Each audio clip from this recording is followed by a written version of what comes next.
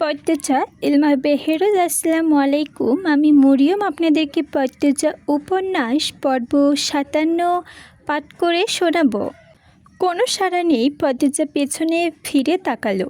লিখন এক দৃষ্টিতে তাকিয়ে আছে। অন্ধকারে তার দিকে যে দেখছে। পদ্মজা আবার মুখ ঘুরিয়ে নিল। কাটা কাটা গলায় বলল, কিছু বলার নেই, আমি আসি। ভুলে গেছো আমায়? মনে পড়ে না? লিখনের কণ্ঠে ব্যাকুলতা। পদ্মজা তীক্ষ্ণ ব্যঙ্গবান। না বলবার মতো কোনো সম্পর্ক কি আমাদের মধ্যে ছিল না? আর এভাবে নির্জনে কথা বলা ঠিক হচ্ছে না।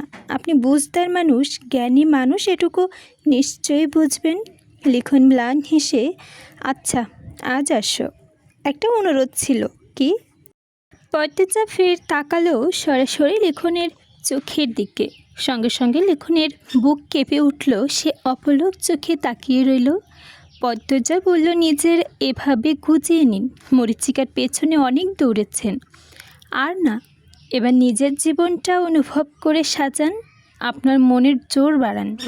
মানুষ দ্বিতীয়বারও প্রেমে পড়ে, দ্বিতীয়বার কাউকে ভালোবাসে, মনে প্রাণ উজাড় করে ভালোবাসে। আপনি চেষ্টা করুন, আপনিও পারবেন। কেউ পারে না, আপনার জন্য অবশ্যই আছে। পদ্মফুল। পদ্মজা একটু সময়ের জন্য হলেও থমকায়। লিখন বলল, এভাবেই ভালো আছি আমি। তুমিও এভাবে সারা জীবন ভালো থেকো। পদ্মজা কী জবাব দেবে বুঝে উঠতে পারছে না। এই লিখন সাধ্য এক ধ্যানেই পড়ে আছে। সে আর কথা দীর্ঘ করল না। সে বুঝেও বুঝতে চায় না, তাকে বুঝিয়েও লাভ নেই। সে দুপা পিছিয়ে গিয়ে বলল, শুভরাত্রি। লিখন পদ্মজার যাওয়ার পানে তাকিয়ে রইল। তার চোখেও অশ্রু সজ্জল, তবে বুকে প্রশান্তি। জীবনে খরতাপ দাহনের মায়াময় পদ্মজার কণ্ঠ একটু দেওয়ার সময় তার বুক প্রশান্তির ঢেউ তুলেছে। এই এতটুকু সময়ের স্মৃতি নিয়েই কয়েকটা রাত আরামে ঘুমানো যাবে। সে বিড়বিড় করল, আমি মানতে পারি না তুমি অন্য কারো। আমি তোমাকে ভালোবাসি। শেষ শব্দ তিনটি ঘোর লাগা কণ্ঠে ভেঙে বলল। পূর্ণাকে ঘরে এনে পদ্মজা ধমকে বলল, এই ঠান্ডার মধ্যে সোয়েটার না পরে কিভাবে থাকিস? বাইরে বাতাস হচ্ছে, আর আমার কোনো কথাবার্তায় কি তোর শুনবি না? পূর্ণা অপরাধীর স্বরে বলল, আর হবে না আপা, আগামীকাল সন্ধ্যার আজানের সঙ্গে সঙ্গে চলে আসবো। জি না, বিকাল থেকেই ঘরে থাকবেন। এমনিতে এই বাড়ির অবস্থা ভালো না, তুই 2 দিন পর বাড়িতে চলে যাবি। তুমি যাবে না? পদ্মজা অনমনে কিছু ভাবলো, বলল, যাব কয়দিন পর। শোন, রাত্রে টয়লেটে যেতে ভয় পেলে আমাকে ডাকবি, চেপে রাখবি না। আচ্ছা। পূর্ণে ধুপ ধুপ করে কাশতে থাকলো। পদ্মজা বিচলিত হয়ে বলল, কাশিও হয়ে গেছে? কত ঠান্ডা বাঁধিয়েছিস, জ্বর আছে নাকি দেখি? পদ্মজা পূর্ণার কপাল ছুঁয়ে তাপমাত্রা অনুভব করে বলল, আছে তো। তুই কি নিজের যত্ন নেওয়া শিখবি না? সারাদিন নতুন শাড়ি পরে সাজগোজ করে ঘুরে বেড়ালে নিজের যত্ন নেওয়া হয়ে যায়। স্বাস্থ্যের যত্ন নিতে হবে তো। পূর্ণা বাধ্যের মতো বলল, আচ্ছা নেব।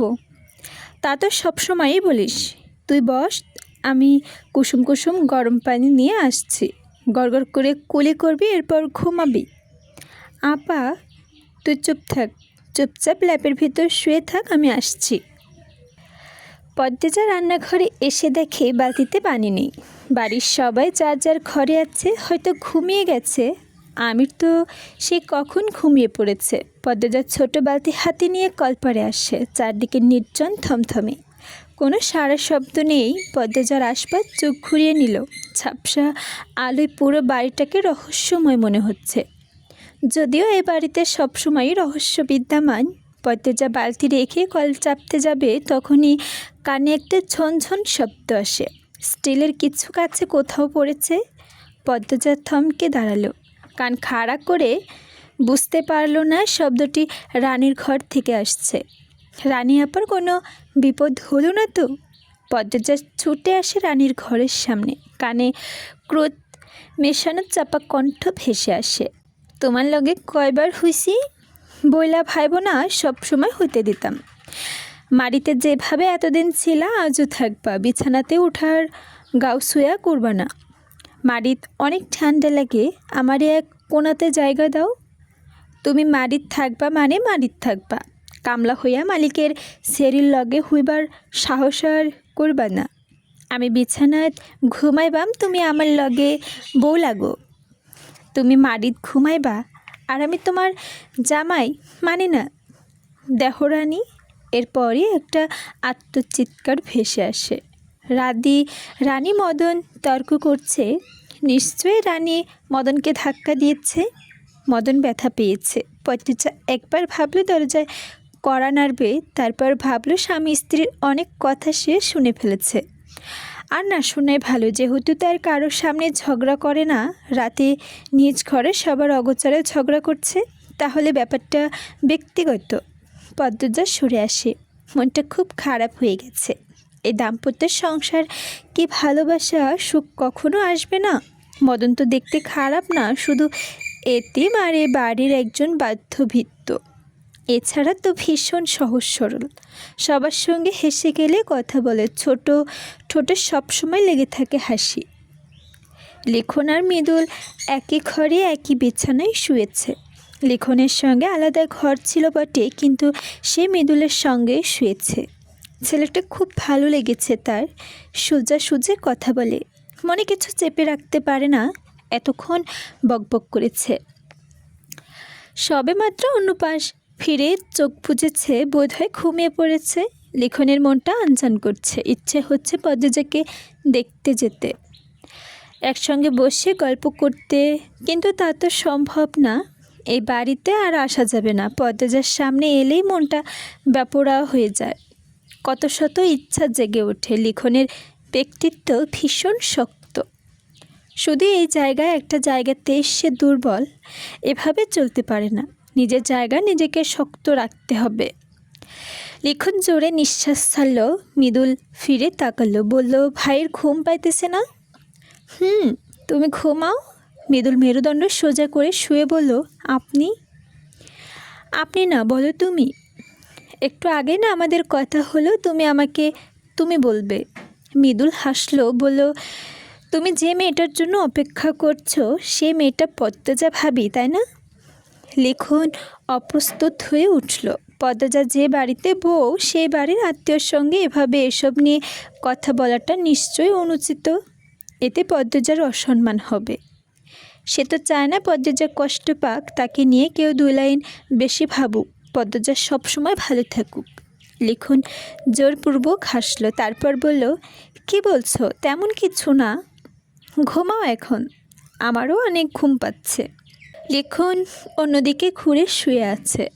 মৃদুল হতাশ হয়ে চোখ বুজে। পদ্মজা অন্ধকারে ধীরে ধীরে হাঁটছে, হাতে কাঁচের গ্লাস, তাতে কুসুম কুসুম গরম পানি। সিঁড়িতে পা রাখতেই কারো পায়ের আওয়াজ কানে এলো। পদ্মজা ঘাড় ঘুরিয়ে দেখে আলমগীর চোরের মতো চারপাশ দেখে দেখে সদর দরজার দিকে যাচ্ছে। পদ্মজা দ্রুত সিঁড়ি থেকে নেমে চেয়ারের পেছনে লুকিয়ে পড়ল। গ্লাস রেখে দিল এক পাশে। তার স্নায়ু উত্তেজিত হয়ে পড়েছে। চোখ দুটো তীক্ষ্ণ হয়ে আলমগীরকে পলক করছে। আলমগীরের পরনে পাঞ্জাবি। বাড়িতে ভদ্রলোকের উপস্থিত টের পাওয়া যায় না। শান্তশিষ্ট, চুপচাপ, মাঝে মধ্যে দেখা যায়, তবে কথা হয় না। প্রশ্ন করলে উত্তর দেয়, নিজ ইচ্ছায় কথা বলে না। সদর দরজা পেরিয়ে গেল আলমগীর। পদ্মজার সাবধানে আলমগীরের পিছু নিল। পায়ের জুতাগুলো হাঁটার তালে মৃদু শব্দ তুলছে, তাই পদ্মজা জুতাজোড়া খুলে দরজার পাশে রেখে দিল। আলমগীর অন্দরমহলের ডান দিকে এগোচ্ছে। ঝিঝি পোকার ডাক চারদিকে, দূরে কোথাও শিয়াল ডাকছে। গা ছমছমে পরিবেশ।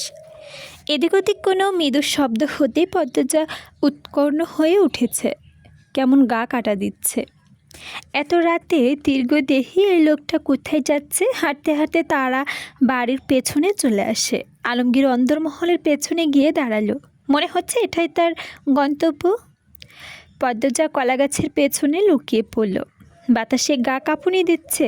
আলমগীর চারপাশ দেখে নিল টর্চ লাইট জ্বালিয়ে, তারপর মুখ দিয়ে একটু অদ্ভুত আওয়াজ করল, কাউকে ইঙ্গিত দিচ্ছে। পদ্মজার রগে রগে দামাম্মা শুরু হয়। কি হতে চলেছে আজ কী দেখবে। বিরক্ত হয়ে ছোঁয়া থেকে উঠে বসল পূর্ণা। এতক্ষণ হয়ে গেল তার আপা আসছে না কেন। সে জুতা পরে নিচে নেমে নিচতলায় রান্নাঘরে যাওয়ার পথে পায়ে কাছের গ্লাস লেগে পড়ে গেল। ভয় পেয়ে গেল পূর্ণা, এখানে গ্লাস কে রাখলো। খানিকটা পানি লাগলো তার পায়ে, মনে হচ্ছে পানিটা গরম। এই রাতের বেলায় গরম পানি এখানে কিভাবে। পূর্ণা ভাবল তার আপানা পানি গরম করার কথা ছিল, কিন্তু গরম করে এখানে কেন রাখবে। তার কাছে নিয়ে যাওয়ার কথা ছিল তো। পূর্ণা রান্নাঘরে এসে দেখে পদ্মজা নেই। আতঙ্কিত হয়ে পড়ল সে। পদ্মজার পাশে পূর্ণার পাশে পদ্মজার জুতা দেখে ভয়টা আরও বেড়ে যায়। সে দৌড়ে আমিরের ঘরে গেল। গিয়ে দেখল আমির ঘুমাচ্ছে, পদ্মজা নেই। পূর্ণা এবার ঘামতে থাকলো। সে শুনেছে এই বাড়িতে ভূত জিন আছে, এবার মানুষের ক্ষতি করে, বিশেষ করে সুন্দর মানুষদের। তার মানে তার আপা গুরুতর বিপদ। পূর্ণা এক দৌড়ে রান্নাঘরে এসে জ্বালিয়ে নিল একটা লণ্ঠন। অন্য সময় হলে ভয় কাজ করতো, আজ করছে না। সে তার আপাকে জান দিয়ে হলেও বাঁচাবে। সে ভাবছে তার পাজি জিন হয়তো তার আপার উপর ভর করে পুকুর পাড়ে নিয়ে গেছে। পূর্ণা ঝটপট বেরিয়ে পড়ে। কাউকে ডাকার বুদ্ধি অবধিও মাথায় আসেনি। সে আতঙ্কে হিতাহিত জ্ঞানশূন্য হয়ে পড়েছে। আয়তাল কুচ্ছি পড়তে পড়তে পুকুর পাড়ের পথ ধরেছে। পদ্মজাকে চমকে দিয়ে তৃতীয় তলার একটা জানালা হাট করে খুলে যায়। সেখান থেকে একটা মোটা দাড়ি ছুঁড়ে দেওয়া হয় আলমগীরের উদ্দেশ্যে। পদ্মজা ওষ্ঠধায় আপনা থেকে আলাদা হয়ে গেল। দু চোখ বড় বড় করে তাকিয়ে রইল সেদিকে। আলমগীর সেই দড়ি বেয়ে তৃতীয় তলায় উঠে গেল। দেখে মনে হচ্ছে এর আগে বহুবার আলমগীর কাজটা করেছে। মস্তিষ্ক শূন্য হয়ে গেল পদ্মজার। জানালার দিকে আলমগীর কার ঘরে গিয়েছে। তৃতীয় তলায় সে একবার গেছে বলে জানে না কোন ঘরে কি আছে। ঠান্ডা শিরশিরে একটা অনুভূতি হচ্ছে পায়ের গোড়ালিতে। পদ্মজা এক হাত দিয়ে ছুঁতেই বুঝতে পারছে জোকে ধরেছে। জোকে তার খুব ভয়, কিন্তু এখন ভয় করছে না। তার স্নায়ু উত্তেজিত হয়ে আছে অন্য কাজে। সে চোখ ছাড়িয়ে নিলেও অনেকক্ষণ পার হয়ে গেলেও আলমগীরের দেখা নেই।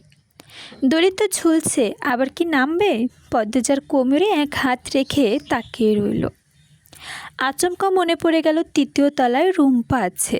ডান দিকে কোনো এক ঘরে তার আলমগীর ডান দিকে কোনো ঘরে জানালার দিকে ঢুকছে। মানে কি রুম্পার কাছে গিয়েছে। পদ্মজা বারংবার শুধু চমকাচ্ছে। আলমগীর দড়ি বেয়ে নামতে শুরু করলো, তারপর ইশারায় অন্য কাউকে নামতে বলল। কাঙ্ক্ষিত সেই মুখটি দেখে চমকে গেল পদ্মজার পিলে। রুম্পা শাড়ির আঁচল কোমরে গুজে দড়ি বেয়ে নামছে। বারবার দড়ি থেকে হাত ছুটে যাচ্ছে তার। আলমগীর দুই হাত বাড়িয়ে রেখে যাতে রুম্পা পড়ে নাই ধরতে পারে। পদ্মজার বুক দূর দূর করছে, যদি রুম্পা পড়ে যায়। এত ঝুঁকি কেন নিচ্ছে। রুম্পার পা মাটিতে পড়তেই আলমগীর শক্ত করে রুম্পাকে জড়িয়ে ধরল। পরক্ষণেই ভেসে এলো রুম্পার কান্নার সুর। সঙ্গে সঙ্গে রুম্পার মুখ চেপে ধরে কিছু একটা বলল আলমগীর। টর্চের আলো ফেলে চারদিকে দেখে। রুম্পাকে এক হাতে শক্ত করে ধরে হাঁটা শুরু করলো সামনে। তখন কোথা থেকে উদয় হয় একটা অদ্ভুত লোকটা কালো, মোটা, লম্বা চুল। এক হাতে রামদা, অন্য হাতে লাঠি। অজানা বিপদের আশঙ্কা পেয়ে ভয় হলো পদ্মজার।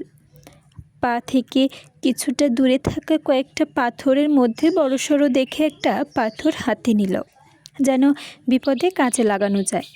পরক্ষণেই তর্ক বিতর্ক শুরু হয়ে গেল আলমগীর আর অজ্ঞাত লোকটির মধ্যে। এক সময় তা হাতাহাতিতে রূপ নিল। রুম্পা ভয়ে জুবুথুবু হয়ে গেছে। অজ্ঞাত লোকটি রুম্পাকে ধরতে চাইছে, কিন্তু আলমগীর তা হতে দিবে না। পদ্মজার মনে হচ্ছে এখন তার সামনে যাওয়া উচিত। আল্লাহর নাম নিয়ে সে কলা গাছের পেছন থেকে বেরিয়ে আসে। আলমগীর অজ্ঞাত লোকটির হাত থেকে রামদা নিয়ে দূরে ছুঁড়ে ফেলে দেয়। পরক্ষণেই দেখতে পেল পদ্মজাকে। চেঁচিয়ে উঠলে বলল, বোন সাহায্য করো। অজ্ঞাত লোকটি পদ্মজাকে দেখে আরও বেশি হিংস্র হয়ে উঠল। ছুটে এসে সো মেরে রুম্পাকে ধরতে চাইল সে। আলমগীর ঝাঁপিয়ে পড়ল অজ্ঞাত লোকটির ঘাড়ে। দুই হাতে জাপটে ধরে রেখেছে। রুম্পাকে বলল, তুমি যাও রুম্পা। রুম্পা দৌড়ে পদ্মজার কাছে আসে। সে হাঁপড়ের মধ্যে হাঁপাচ্ছে, ঘামছে ভয়ে। আলমগীর অজ্ঞাত লোকটিকে আটকে ধরতে পারছে না। সে অনেক কষ্টে অনুরোধ করে, আমার রুম্পাকে ওরা মেরে ফেলবে, তুমি ওরে কলপারে নিয়ে যাও পদ্মজা, আমি আজীবন তোমার গোলাম হয়ে থাকবো। পদ্মজার দুই হাতে আঁকড়ে ধরে রুম্পাকে আলমগীরের হাত থেকে পারে যাবার টর্চের আলো অগত লোকটির মুখে পড়তে পদ্মজা খুব চেনা চেনা মনে হচ্ছে। পরিজার খুনি বর্ণনা ঠিক এমনই ভাবতে পদ্মজা রক্ত ছলকে ওঠে। সে মুহূর্তে মরার ওপর ঘা হিসেবে আবির্ভাব ঘটে পূর্ণার। সে পুকুর পাড়ে যাচ্ছিল, টর্চের আলো পেয়ে এদিকে ছুটে এসেছে। অগত লোকটি রুম্পার উদ্দেশ্য হাতে লাঠি ছুঁড়ে মারে। দ্রুত রুম্পাকে নিয়ে সরে যায় পদ্মজা। লাঠি দিয়ে সোজা পারে পূর্ণার কাঁধে আপা বলে আর্তনাদ করে বসে পড়ে সে। পদ্মজা দিগদিশা হয়ে ফেলল। কি করবে সে? মনে হচ্ছে রুম্পাকে কেউ খুন করতে চাইছিল, তাই আলমগীর তাকে নিয়ে পালাচ্ছে। আর এই নাম না জানার লোকটা রুম্পাকে আঘাত করতে চাইছে কেন? পূর্ণাও আঘাত পেয়েছে। কি করবে পদ্মজা? রুম্পাকে নিয়ে খালের দিকে পৌঁছে দিবে, পূর্ণাকে এই ভয়ঙ্কর পরিবেশ থেকে নিরাপদে নিয়ে যাবে, নাকি পরিজার খুনি হিসেবে সন্দেহ করা লোকটিকে ধরবে? থেকে থেকে দৌড়ে হুতুম প্যাঁচা ডাকছে। ভুতুরে শোনা যাচ্ছে ডাকটা, গা কাঁপুনি দেবার মতো ঠান্ডা। সময়টা যেন থমকে দাঁড়িয়ে চড়ছে দণ্ড শুলে। পদ্মজা ছুটে এলো পূর্ণার কাছে। পূর্ণা উবু হয়ে শুয়ে পড়েছে, কাছে মামা করে। পদ্মজা এক হাতে শক্ত করে ধরে রেখেছে রুম্পাকে, আর এক হাতে পূর্ণার কাঁধে ছুঁয়ে দেখলো কোথাও আঘাত পেয়েছে। ঠান্ডায় তার ঠোঁট কাঁপছে, কানে ভেসে আসছে দুজন পুরুষের ধস্তাধস্তির দুপাট শব্দ। পদ্মজার ঠান্ডা হাতে পূর্ণার আহত স্থানে রক্ত লাগতে সে আটকে ওঠে। রুম্পাকে ছেড়ে জড়িয়ে ধরল পূর্ণাকে। পাশে তাকিয়ে দেখল যে লাঠি দিয়ে আঘাত করা হয়েছে সে লাঠির আগায় কাঁচি বাঁধা। পূর্ণার ঘাড়ের চামড়া ছিঁড়ে গেছে, গলগল করে রক্ত বের হচ্ছে, রক্ত ভেসে যাচ্ছে পূর্ণার পুরো শরীর। আলমগীর অজ্ঞাত লোকটির সঙ্গে পারছে না। সে আগতি মিনতি করে পদ্মজাকে বলছে, পদ্মজা, পদ্মজা বোন, সহায় হও। টানা পূরণে পদ্মজার হাত পা কাঁপতে থাকলো। সে পূর্ণাকে টেনে তোলার চেষ্টা করলো। পূর্ণা কিছুতেই উঠতে পারছে না, যন্ত্রণায় ছিন্ন ভিন্ন হয়ে যাচ্ছে। পূর্ণার কান্না দেখে পদ্মজায় ব্যথায় বিষে যাচ্ছে। এই রাতের আধারে এত পাষাণ কেন হলো? আলমগীরের আর্তনাদ ভেসে এলো।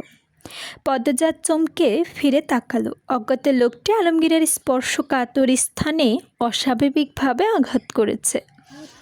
ফলে সে দুর্বল হয়ে আর্তনাদ হয়ে উবু হয়ে পড়ে ছটফট করছে। অজ্ঞাত লোকটির দ্রুতগামী ঘোড়ার গতিতে ছুটে এসে রুম্পাকে ধরতে চাইল। পদ্মজা বাধা হয়ে দাঁড়ালো। অজ্ঞাত লোকটিকে কর্কশ কণ্ঠে পদ্মজার হুঙ্কার দিল, আমার কাম আমারে করতে দে। একটা মানুষের কণ্ঠস্বর এত ভয়ঙ্কর কি করে হয়? এই কণ্ঠস্বর সে কাউকে কাঁপিয়ে তুলবে। পদ্মজার কিচ্ছিত চমকালেও থেমে থাকলো না। উত্তরে হাওয়া আর চুল এলোমেলো হয়ে উঠছে। সে অজ্ঞাত লোকটির মতোই হুঙ্কার দিয়ে বলল, নিজের ভালো হতে চাইলে আত্মসমর্পণ করুন। পদ্মজার কথা শুনে লংটি ব্যঙ্গ করে হাসল। খুব কাছ থেকে অজ্ঞাত লোকটির মুখ থেকে কপাল কুঁচকে ফেলল পদ্মজা। লোকটির মুখ থেকে কি বিশ্রী একটা দুর্গন্ধ আসছে। স্বাস্থ্যবান দেহ, গায়ের রং কুচকুচে কালো, সাদা দাঁত পাকাটি, লাল ভয়ঙ্কর চোখ, দুটোই আগের নজর করছে। পদ্মজা কিছু বুঝে ওঠার পূর্বেই অজ্ঞাত লোকটি পদ্মজাকে ধাক্কা দিয়ে সরিয়ে দিল। এরপর লাঠি তুলে নিল হাতে। রুম্পা ছুটে পালাতে চাইল, কিন্তু পারল না। অজ্ঞাত লোকটি তার গলা চেপে ধরল। পদ্মজা জোরে এসে অজ্ঞাত লোকটির পিঠে কিল ঘুষি দিল, তাও কাজ হলো না। পদ্মজার গায়ে শক্তি দিয়ে লোকটিকে চুল নাড়াতে পারেনি। রুম্পাও গোছালে পূর্ণার যন্ত্রণায় কাঁদছে, ভয়ে জুবুথুবু হয়ে আছে। রাত গভীর থেকে গভীরতর হচ্ছে। নিশাচর পাখিরা আজ যেন অদ্ভুত স্বরে ডাকাডাকি করছে। কেমন গা কাঁপিয়ে তোলা ডাক, ঝেঁঝে পোকাদের ডাক বেড়েছে, কান ঝালাপালা হয়ে যাচ্ছে। সেই সাথে সাথে বেড়েছে বাতাসের বেগ। অজ্ঞাত লোকটির হিংস্র থাবা রুম্পাকে গ্রাস করে নিয়েছে। লোকটির পা দিয়ে মাটি থেকে লাঠি তুলছে, তারপর লাঠির আগা থেকে কাঁচি নিল হাতে। আর কিছু মুহূর্ত তাতে সেই ধারালো কাঁচি রুম্পার গলার রক কেটে ফেলবে। উড়ে যাবে রুম্পার রুহু। আলমগীর নিজের যন্ত্রণা ভুলে ছুটে এসে তার সহধর্মিণীর প্রাণ বাঁচাতে। তার আগেই ঘটে যায় ভয়ঙ্কর এক দৃশ্য। পদ্মজা অজ্ঞাত লোকটির পড়ে থাকা রামদা তুলে পিঠে কোপ বসিয়ে দিল। সঙ্গে সঙ্গে অজ্ঞাত লোকটি লুটিয়ে পড়ল মাটিতে। ফলে রামদা ঢুকে গেল আরও গভীরে। জবাইয়ের পর গরু যেভাবে কাতরায়, অজ্ঞাত লোকটি সেভাবেই কাতরাতে থাকলো। রক্ত ছিটকে পড়ল পদ্মজার শাড়িতে, মুখমণ্ডলে। কাতরাতে থাকা দেহটি ডিঙিয়ে আলমগীর রুম্পার কাছে যায়। তারপর পদ্মজার দিকে তাকালো।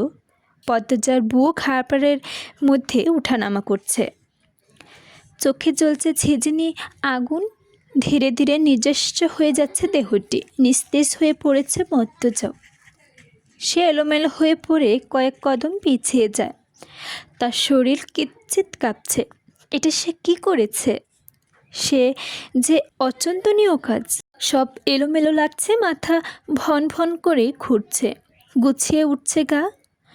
পুনা এই দৃশ্য দেখে নিজের রক্তরক্ষণ ভুলে যায়, ভয়ে কাঁপতে থাকে, নাভি উল্টে বমিয়ে বেরিয়ে আসে। আলমগীর তাড়াহুড়ো করে পদ্মজার পাশে এসে দাঁড়ালো। পদ্মজার বুকে বইছে অপ্রতিরোধ তুফান। সে নিষ্কলঙ্ক চোখে তাকিয়ে আছে নিথর দেহটির দিকে। আলমগীর একটা চাবি পদ্মজার হাতে গুজিয়ে দিয়ে এক নিঃশ্বাসে বলল, ভয় পেও না। এই বাড়িতে দিন দুপুরে খুন হলেও তা বাইরে কেউ জানবে না। সকালে উঠে দেখবে এখানে বাবলুর লাশ নেই, রক্তও নেই। কেউ না কেউ সরিয়ে নেবে। সব দুঃস্বপ্ন মনে হবে। দ্রুত ঘরে ফিরে যাও। আমার অনেক কথা বলার আছে তোমার বাপের বাড়ি যাওয়ার ঠিকানা আমি চিঠি লিখব, আসছি। রুম্পা দ্রুত পায়ে হেঁটে এসে পদ্মজাকে জড়িয়ে ধরল। তার বুকটা হাহাকার করছে। পদ্মজার কথা খুব মনে পড়ছে। আলমগীর অস্থির হয়ে চারদিকে দেখছে, আতঙ্কে কাঁপছে। এই বুঝি কেউ এসে পড়বে। আর আবার বন্দি করে নিল রুম্পাকে। এমন অশান্তি নিয়ে দাঁড়িয়ে থাকা যায় না। আতঙ্কে যে কোনো মুহূর্তে হৃদস্পন্দন বন্ধ হয়ে যেতে পারে।